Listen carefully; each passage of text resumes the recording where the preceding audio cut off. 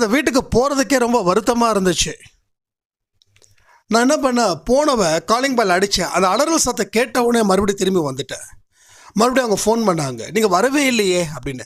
இல்லைங்க வந்தேன், உங்கள் வீட்டில் யாரோ ரொம்ப அழுதுகிட்டு இருந்தாங்க, அது எதுக்கு நம்ம இந்த மாதிரி வரணும் அப்படின்னா. இல்லைங்களே யாரும் அழுவலையே அப்படின்னாங்க.